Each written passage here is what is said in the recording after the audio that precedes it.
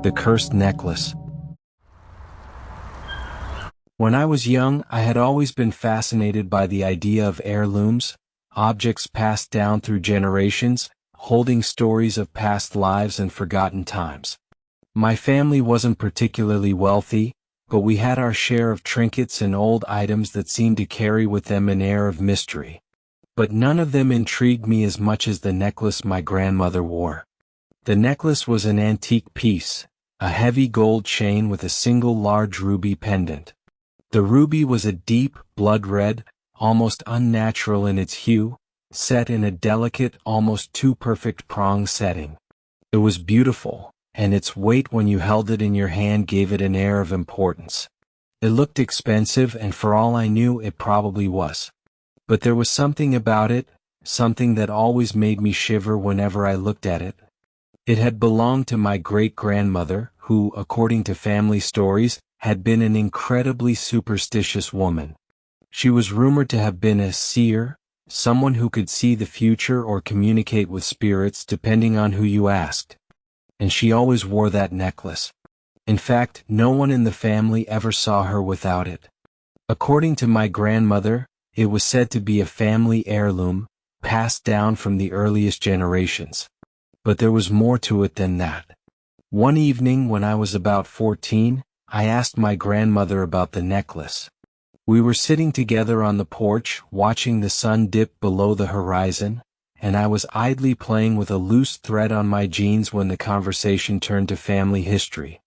"That necklace," I said, my voice casual, "it's been in the family for a long time, hasn't it?" She looked at me, her eyes narrowing slightly as though she had expected the question. She had always been a woman of few words, and the stories she shared were often fragments of the past. "Yes, it's been passed down for generations," she replied quietly. "Your great-grandmother always wore it, and I wore it too when I was young. But you should never wear it, child." I looked up at her, confused. "Why?" She paused for a long moment, her eyes looking distant, like she was lost in some far-off memory. "Because it brings misfortune. It's cursed." I laughed it off, brushing her words aside as the ramblings of an old woman. I had heard stories like this before about cursed objects and haunted heirlooms, but none of them ever seemed real. My grandmother's warning didn't hold much weight in my mind. After all, she was a woman of faith, always talking about the importance of blessings and protection, and I figured she was just telling me a spooky story to make me think twice about something that seemed too valuable to be just a simple necklace. But over the next few weeks, something strange began to happen. It started small. I began to notice small accidents, little mishaps, things that had never happened to me before. I slipped and twisted my ankle while walking to school. I burned my hand on a pot that I could have sworn wasn't hot. I tripped and fell down the stairs, nothing too serious but enough to make me pause and think. At first, I chalked it up to clumsiness or bad luck, but the incidents continued, each one growing more bizarre and unsettling. I began to notice strange coincidences: a dead bird in the yard, a flat tire on my bike, a sudden storm that seemed to appear out of nowhere when I was out running errands. Then came the nightmares. I had always been someone who could sleep without difficulty, but lately, sleep had become a battleground. Night after night, I was plagued by vivid, horrifying dreams. I would find myself standing in a dark room, surrounded by shadows that seemed to move on their own, their eyes glowing red, following me with every step. And always, at the center of these nightmares, there was the necklace. I would reach for it, but each time my fingers brushed against the cool metal, something would tug at my chest, pulling me deeper into the dark abyss. I woke up sweating and gasping for breath, my heart racing in terror. But it didn't stop there. One afternoon, as I was rummaging through some old family photos, I came across a picture of my great-grandmother. She was young in the photo, probably no older than I was at the time, wearing the necklace with a bright smile on her face. But something about her eyes, it was as if they held a secret, a warning. I showed the picture to my grandmother, asking her to tell me more about the necklace and its history. Her face paled when she saw the image, and her hands trembled slightly as she took the photo from me. "Did you wear it, Grandma?" I asked, my voice soft. "When you were young?" She didn't answer right away. She simply stared at the photo, her lips pressed tightly together. Finally, after what seemed like an eternity, she spoke. "I did. I wore it until the day I lost everything." I was confused. "What do you mean? What happened?" She took a deep breath and sighed, as though the weight of the memory was too much to bear. "It was the necklace that did it. It was never meant to be worn by anyone but the one it was given to. It's cursed, my dear. It's cursed, and I ignored it. I thought I could change my fate." She told me a story that I would never forget. My great-grandmother, a woman once blessed with beauty and prosperity, had met a man when she was younger, a man who had been immediately taken by her charm. But this man, as she would soon discover, was no ordinary man.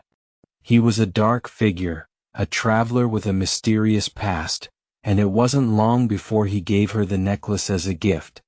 At first it seemed like a token of love, a gesture of affection. But after she wore it, things began to change. One by one, her friends and family began to fall ill, and strange accidents befell her.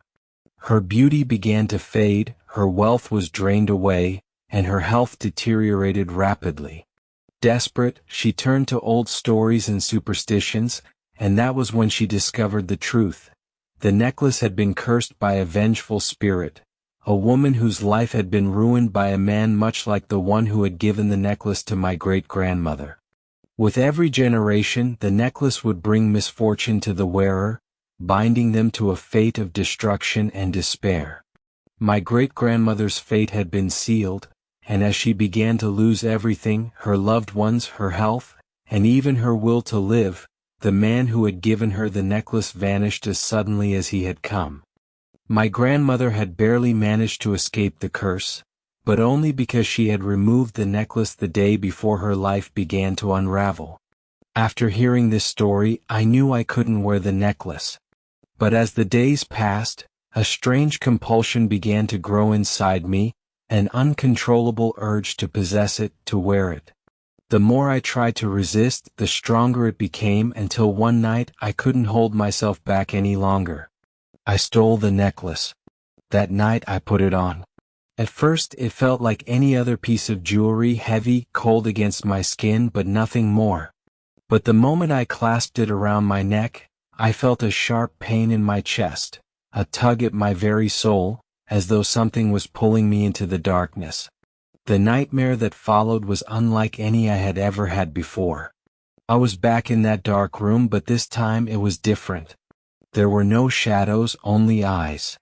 Eyes everywhere, watching me, judging me.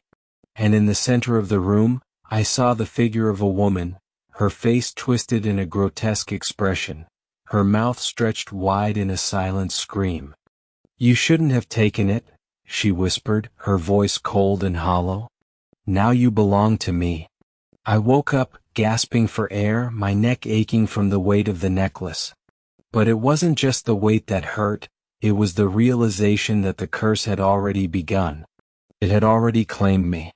The next morning, my life began to unravel in ways I couldn't explain.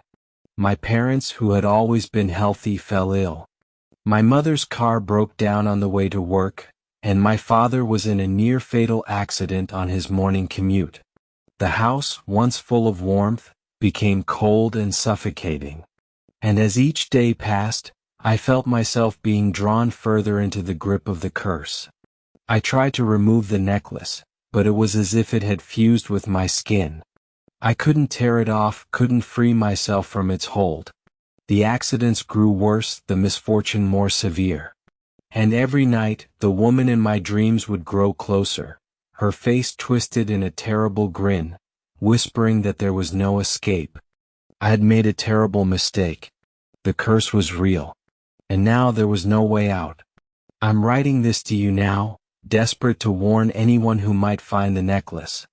Don't let its beauty deceive you. Don't let the allure of its elegance fool you into thinking it's just another trinket. The cursed necklace is more than just an object. It is a doorway to ruin, and if you put it on, you will never escape. The woman in my dreams is waiting for you too. And she's already chosen you.